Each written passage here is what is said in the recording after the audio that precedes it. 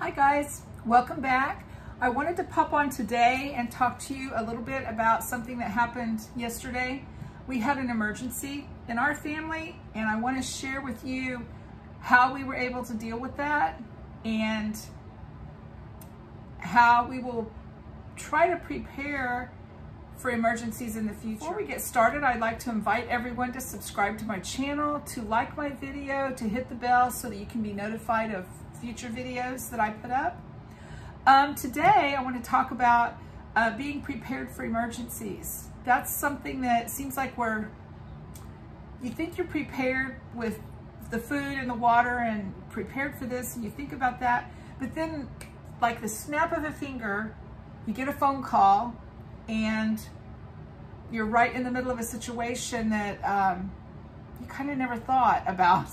Yesterday afternoon, Brent's brother called and his mom had fallen and they thought her arm could be broken. So we very quickly headed to her house. She lives very close to us. And sure enough, she had tripped on a welcome mat. She was on the front deck of her home. And as she was falling, the door handle on the patio door, you know how they're long, it caught her wedding band caught in that door handle. She was like suspended by her ring finger, her feet off the ground, her weight hanging on her ring finger. I don't know how that didn't take her finger off because I have heard of that happening. But she said it felt like forever. Of course, it probably was just a matter of seconds, but she got her feet under her and lifted up and was able to get her hand free, but then she dropped, to the ground and couldn't get up. My sister-in-law happened to be driving by and saw her and pulled in, and our mother-in-law does have a life alert necklace, a button that she presses if she needs help, but she didn't have it on at that particular time. So we're so thankful that our sister-in-law was driving by and she saw her and pulled in to help, and then they called us all. And when we got to her, she couldn't get up. And she said, I think my arm's broken. And it did. It was like right here, there was like an obvious dent. It just didn't look quite right. And so Brent and his brothers, two of his brothers were there. But before they got her up, Brent was talking about stabilizing her arm so we didn't further injure her. And we didn't have a sling. But we thought about a bed sheet. So we got a bed sheet and folded it about, it was wide enough that it covered her from elbow to shoulder. And we wrapped that around her, under her good arm. We wrapped that sheet around her tightly and tied it so that it snugged her arm up close to her body and held it tightly. Then Brent took his belt off and wrapped it around her wrist and around her neck like a sling, and that held her arm in place so that she didn't have to hold the weight of her arm up. And by doing that, that stabilized her arm, and her pain level was much, much better with the arm secured and snugged tightly.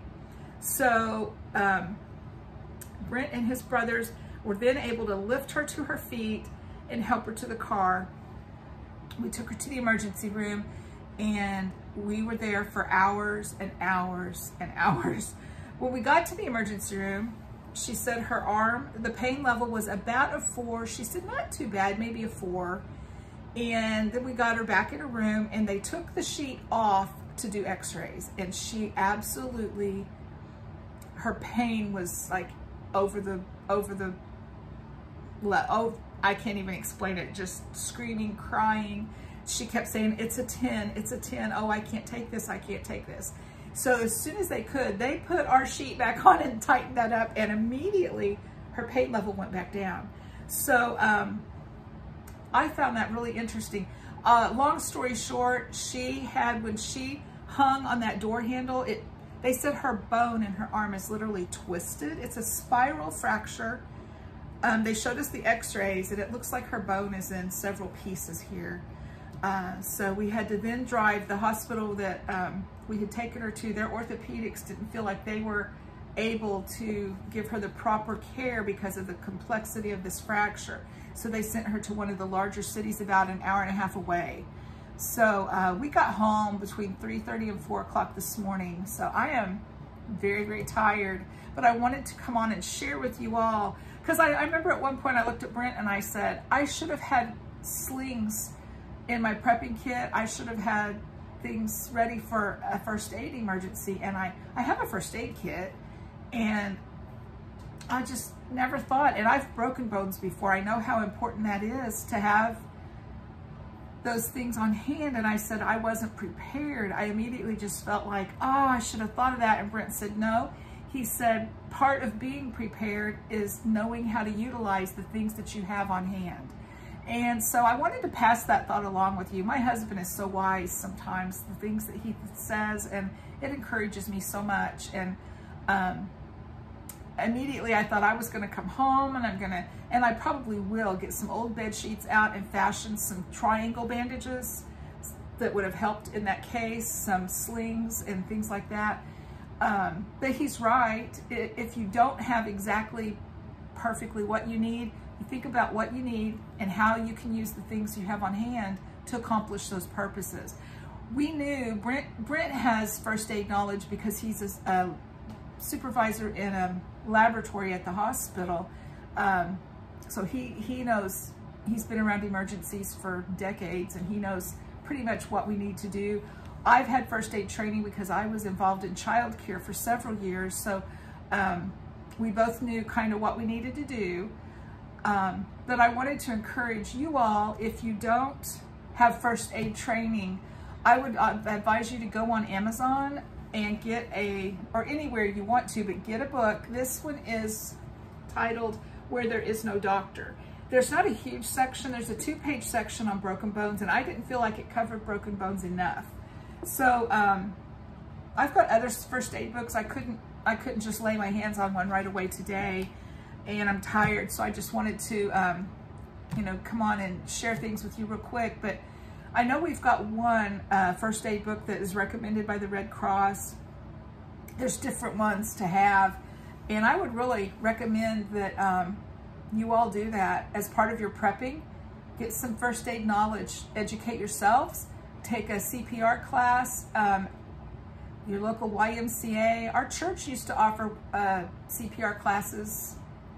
For years they did, and they haven't in a while now, but you can find places. You could call your hospital and just ask if they have any CPR training available. I would highly recommend that as part of your prepping. I keep looking out my window there. There's an unusual bird in one of the trees, and I'm kind of distracted looking at him, trying to figure out what kind of bird he is. But anyway, part of your prepping should be training yourself, or get the proper training for first aid, for burns, for bone breaks, bone fractures, all the things that can happen literally in the blink of an eye. Brent hadn't been home from work 10 minutes yesterday. I was getting ready to start my dinner preparations. I had laundry in the dryer going, and we got the phone call. Someone's hurt and they need help, and what do we do? So that fast, your world can change. And I know a broken arm isn't life or death situation, but our mother-in-law, Brent's mom, we love her dearly, and we don't want her hurt. And just the thought of her falling and being in so much pain was very sad to us. So I'm thankful it wasn't a life or death situation, of course, but still, it was nice to have some first aid knowledge of how we needed to help her, because from her house to the hospital was a 45-minute drive. And if we hadn't have thought to bandage that or use that sheet to bring her arm in close to her body and hold it tightly, that could have been really painful for her. So there's just a lot to think about. But I wanted to just encourage you all to invest in some first aid books, first aid training, CPR training. And as part of your prepping, let's take that seriously as well, as how to take care of each other in emergency situations. So that was my message today. That's my voice of encouragement today, is just be prepared for those times when emergencies happen and things are so unsettled. Make sure you know what to do to get help for your loved ones, how to take care of them until you can get them to the help that they need. So I hope you guys have a great weekend, and I will talk to you soon. Thanks for watching.